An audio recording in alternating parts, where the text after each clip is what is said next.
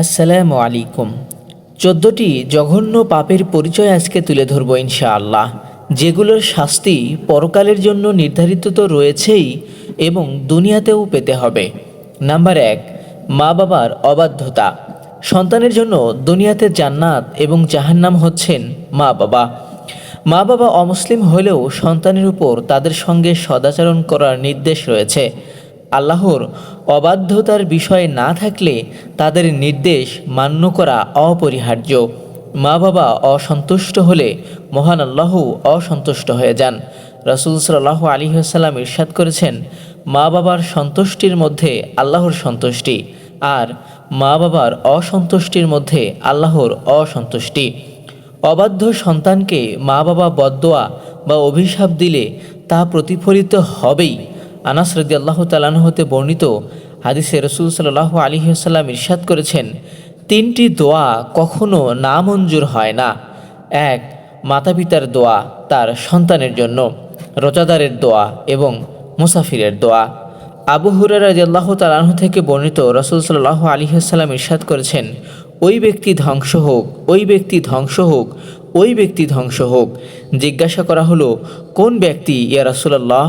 উত্তরে নবীজি বললেন, যে তার বৃদ্ধ পিতামাতাকে পেল অথবা তাদের একজনকে পেল কিন্তু তাদের খেদমত করে জান্নাতে প্রবেশ করতে পারল না। হাদিস মুসলিম। নাম্বার ২, জুলুম। জুলুম কঠিন গুনাহ। দুনিয়াতে আখিরাত কোথাও জালেমকে ছাড় দেওয়া হয় না। আজ হোক বা কাল হোক তাকে শাস্তি পেতেই হবে।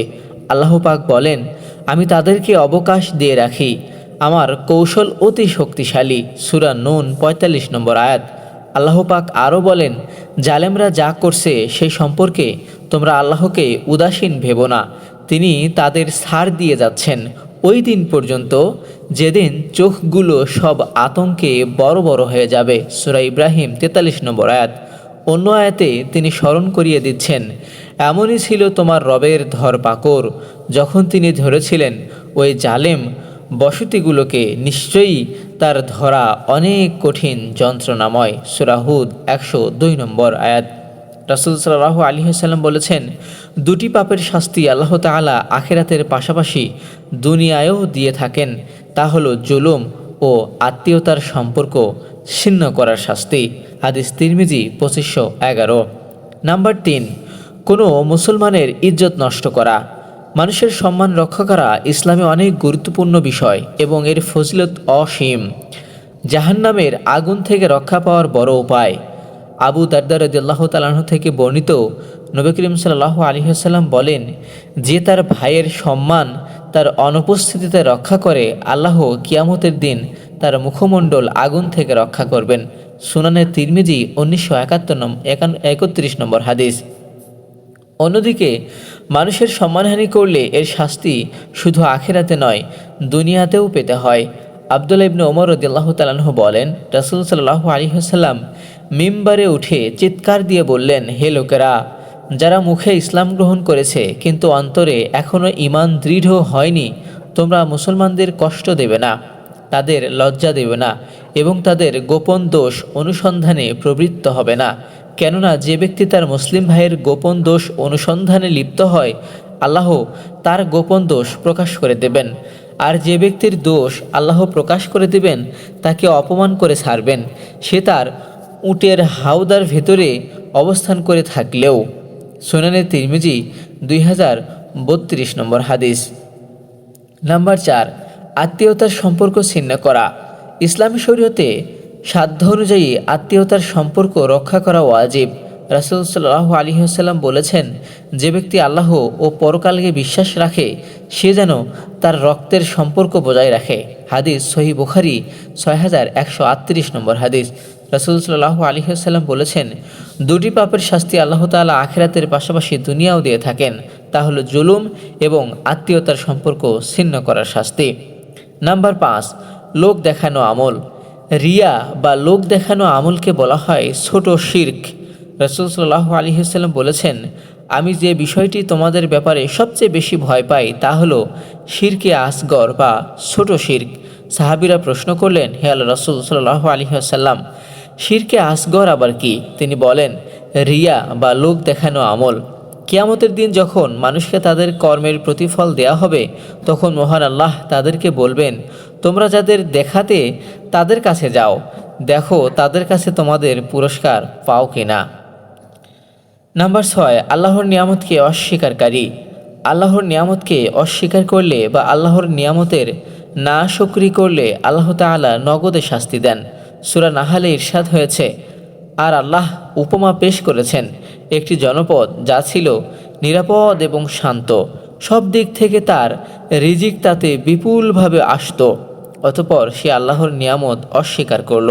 তখন তারা যা করত তার কারণে আল্লাহ তাকে ক্ষুধা ও ভয়ের পোশাক পরালেন। সূরা নাহাল 112 নম্বর আয়াত। নাম্বার 7, ব্যভিচার। জেনা বা নারী পুরুষের অবৈধ সম্পর্ক থেকে কঠোরভাবে সতর্ক করা হয়েছে ইসলামে। ব্যভিচারের শাস্তি দুনিয়াতেও হয়ে থাকে। হাদিস শরীফে এসেছে, ব্যভিচারের মন্দ পরিণাম 6টি, 3টি দুনিয়ায় আর 3টি আখেরাতে। দুনিয়ার 3টি হলো চেহারার সৌন্দর্য নষ্ট হওয়া, নাম্বার 2 দরিদ্রতা, নাম্বার 3 অকাল মৃত্যু, আর আখেরাতের 3টি হলো আল্লাহর অসন্তুষ্টি, হিসাব নিকাশের কঠোরতা, জাহান্নামের কঠিন শাস্তি। ব্যভিচারে অভ্যস্ত ব্যক্তি ধীরে ধীরে ঈমান ও আমল থেকে বঞ্চিত হতে থাকে। রাসূল সাল্লাল্লাহু আলাইহি ওয়াসাল্লাম বলেন, কোনো মানুষ যখন ব্যভিচারে লিপ্ত হয় তখন তার ভেতর থেকে ঈমান বেরিয়ে যায় এবং এটি তার মাথার উপর মেঘখণ্ডের মতো ভাসতে থাকে। অতঃপর সে যখন তাওবা করে তখন ঈমান আবারও তার কাছে ফিরে আসে। হাদিস আবু দাউদ 4690। নাম্বার 8, অহংকার। অহংকারীরা পরকালে কঠিন শাস্তি পাবে, জান্নাত তার জন্য হারাম। অহংকারের শাস্তি দুনিয়াতেও দেওয়া হয়। একবার বনি ইসরায়েলের এক ব্যক্তি গর্ব করলে আল্লাহ তাআলা তাকে কঠিন শাস্তি দেন। রাসূল সাল্লাল্লাহু আলাইহি ওয়াসাল্লামের যুগেও এমন একটি ঘটনা ঘটে। একদা এক ব্যক্তি একজোড়া জাঁকজমকপূর্ণ পোশাক পরে রাস্তা দিয়ে চলছিল। তা নিয়ে সে খুব গর্ব করছিল। তার জমকালো লম্বা চুলগুলো সে খুব যত্ন সহকারে আশ্রয় রেখেছিল। হঠাৎ আল্লাহ তাআলা তাকে ভূমিতে ধসিয়ে দেন এবং কিয়ামত পর্যন্ত এভাবেই সে নিচের দিকে নামতে থাকবে। হাদিস বুখারী 5789 নম্বর হাদিস। নাম্বার 9, সুদখোর ও ঘুষখোর। সুদের সঙ্গে জড়িত সবাইকে নবী করিম সাল্লাল্লাহু আলাইহি ওয়াসাল্লাম অভিশাপ দিয়েছেন। যাদের উপর নবীজি লানত দিয়েছেন তারা দুনিয়াতেই শাস্তি পাওয়ার উপযুক্ত। বর্ণিত হয়েছে, যে সুদ খায়, যে সুদ খাওয়ায়, যে সাক্ষী থাকে এবং যে ব্যক্তি সুদের হিসাব নিকাশ বা সুদের চুক্তিপত্র ইত্যাদি লিখে দেয়, সবার প্রতি রাসূল সাল্লাল্লাহু আলাইহি ওয়াসাল্লাম লানত করেছেন। নাউযুবিল্লাহ। নাম্বার 10, মদ পান ও জুয়া খেলা। মদ পান ও জুয়া খেলা উভয়ই শয়তানের কাজ। আল্লাহ তাআলা ইরশাদ করেন, হে মুমিনরা, মদ, জুয়া, মূর্তি পূজার বেদী ও ভাগ্য নির্ণায়ক সরঘৃণ্য বস্তু শয়তানের কাজ। সুতরাং তোমরা তা বর্জন করো, তাহলেই তোমরা সফল কাম হতে পারবে। নাম্বার 11, চুরি, ডাকাতি, ছিনতাই। চুরি করা জঘন্য অপরাধ। এর শাস্তি হলো কবজি পর্যন্ত হাত কেটে দেওয়া। যেমন আল্লাহর বাণী, পুরুষ চোর ও নারী চোরের অপরাধের শাস্তি স্বরূপ উভয়ের হাত কবজি পর্যন্ত কেটে দাও। সূরা মাইয়েদা 38 নম্বর আয়াত। ডাকাতি, ছিনতাই, লুটপাট ইত্যাদি চুরি অপেক্ষা গুরুতর অপরাধ, কারণ চুরি হয় গোপনে আর ডাকাতি, ছিনতাই ও লুটপাট হয় প্রকাশ্যে। এদের শাস্তি হলো হত্যা, শুলে চড়ানো, হাত পা কেটে ফেলা ও দেশ থেকে বহিষ্কার করা। মহানবী সাল্লাল্লাহু আলাইহি ওয়াসাল্লাম বলেন, যে ব্যক্তি প্রকাশ্যে লুটপাট করে সে আমার উম্মতের অন্তর্ভুক্ত নয়। হাদিস আবু দাউদ মিশকাত। নাম্বার 12, মিথ্যা কসম ও ধোঁকা। মিথ্যা কসম খাওয়া এবং মানুষকে ধোঁকা দিলে তাকে নানাবিধ ক্ষতির সম্মুখীন করা হয়। এর একটি হলো আয় উপার্জনের বরকত চলে যায়, আর বরকত চলে যাওয়া মানে রিজিক ক্ষতিগ্রস্ত হওয়া। রাসূল সাল্লাল্লাহু আলাইহি ওয়াসাল্লাম বলেছেন, বেচাকেনা করার সময় তোমরা অধিক কসম করা থেকে সাবধান থেকো, কারণ মিথ্যা কসমের দ্বারা বিক্রি বেশি হয় কিন্তু বরকত ধ্বংস হয়ে যায়। হাদিস মুসলিম 1607 নম্বর হাদিস। নাম্বার 13, জাকাত না দেওয়া। জাকাত ইসলামের অন্যতম স্তম্ভ বা মৌলিক বিধান। জাকাতের বিধান প্রণয়ন করে ধনী দরিদ্রের মধ্যে ভারসাম্য ঠিক রেখেছে ইসলাম। সঠিকভাবে জাকাতের বিধান আদায় না করলে রিজিকের বরকত উঠিয়ে নেওয়া হয় এবং এতে রিজিক ক্ষতিগ্রস্ত হয়। রাসূল সাল্লাল্লাহু আলাইহি ওয়াসাল্লাম বলেছেন, যখন কোনো জাতি জাকাত আদায় করা বন্ধ করে দেয়, আসমান থেকে তখন বৃষ্টি বর্ষণ বন্ধ করে দেওয়া হয়। পৃথিবীর বুকে যদি কোনো চতুষ্পদ জন্তু না থাকতো তাহলে আর কখনো বৃষ্টি হতো না। নাম্বার 14, হিংসা।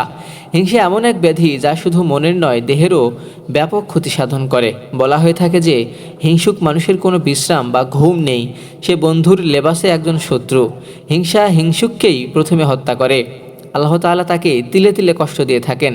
মহান আল্লাহ ইরশাদ করেছেন, বলে দাও তোমাদের আক্রোশেই তোমরা মরো। সূরা আল ইমরান 119 নম্বর হাদিস। একজন ইমানদারের জন্য নিজেকে হিংসামুক্ত রাখা যেমন জরুরি, তেমনি সর্বদা হিংসুকের অনিষ্ট থেকে আল্লাহর কাছে আশ্রয় প্রার্থনা করাও জরুরি। মহাগ্রন্থ আল কোরআনে আল্লাহ তাআলা ইরশাদ করেন, আর তুমি বলো আমি আশ্রয় চাই হিংসুকের অনিষ্ট থেকে যখন সে হিংসা করে। সূরা ফালাক 5 নম্বর আয়াত। কুরআন হাদিসের বিভিন্ন বর্ণনা থেকে জানা যায় উল্লেখিত 14টি গুনাহগুলোর কারণে বান্দা যে কোনো সময় যে কোনো শাস্তির মুখোমুখি হতে পারে। আল্লাহ তাআলা আমাদের সবাইকে উল্লিখিত গুনাহগুলো থেকে সাবধান হওয়ার তৌফিক দান করুন। আল্লাহ ও তার রাসূলের সব আদেশ নিষেধ মেনে চলার তৌফিক দান করুন। আমিন। ভিডিওটি ভালো লাগলে লাইক দিবেন, শেয়ার করবেন, সাবস্ক্রাইব করে সাথেই থাকবেন।